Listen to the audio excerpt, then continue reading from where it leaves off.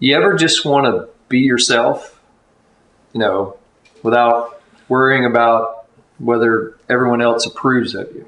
Are you wearing the right thing?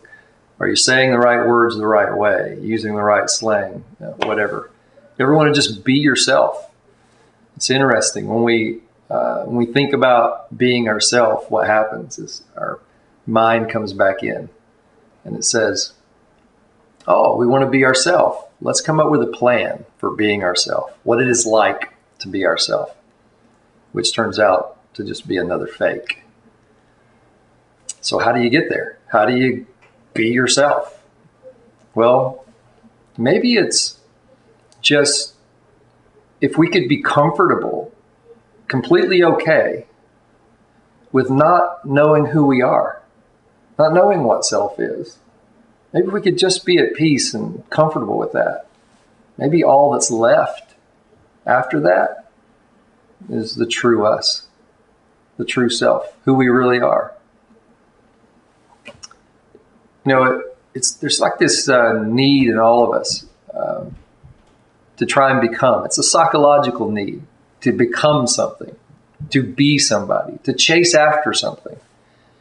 And it really is that chase, that searching, trying to find, that is the veil that keeps us from really finding out who it is that we see in the mirror every morning, who it is that's behind those eyes, behind that body, even behind all those thoughts.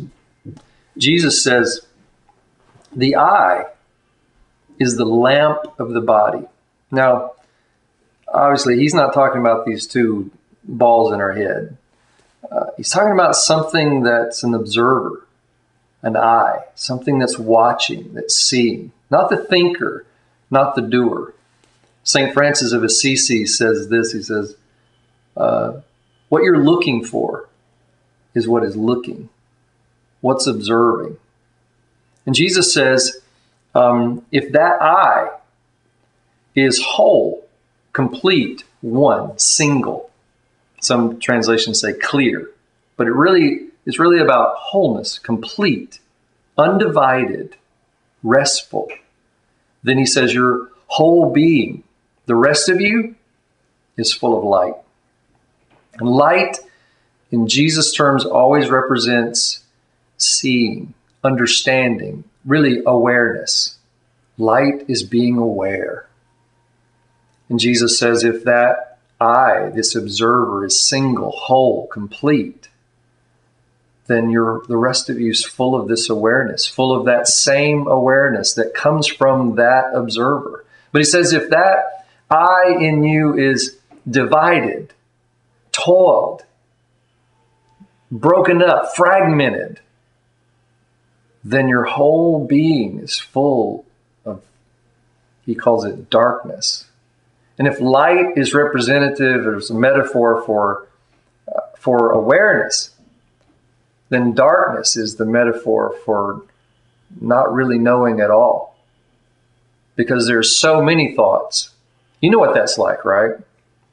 Having these intrusive thoughts, so many ideas, worries, anxieties, can't sleep at night, can't function very well. Lots of anxiety and fear, all these different thoughts coming from different places and wondering, which one am I? Which one of those thoughts am I? Well, you're none of them.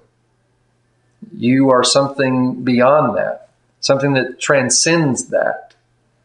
In Proverbs 20:27, Solomon says, the spirit of man, this essence of who we really are, the inner person, is the lamp of the Lord.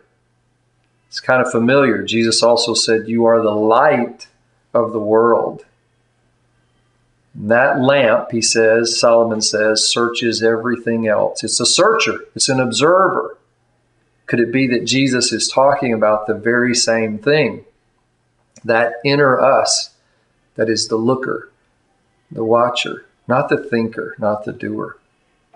If we find that, if we're comfortable with that, then maybe the rest of us could be at peace. And it's true.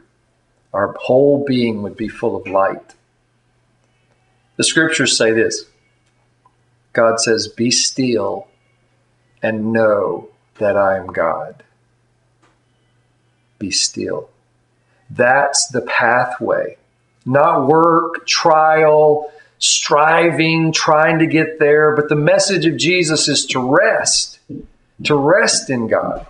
Be still and know that I am God.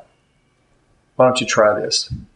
Close your eyes and just say it. Be still and know that I am God. Be still and know. Be still.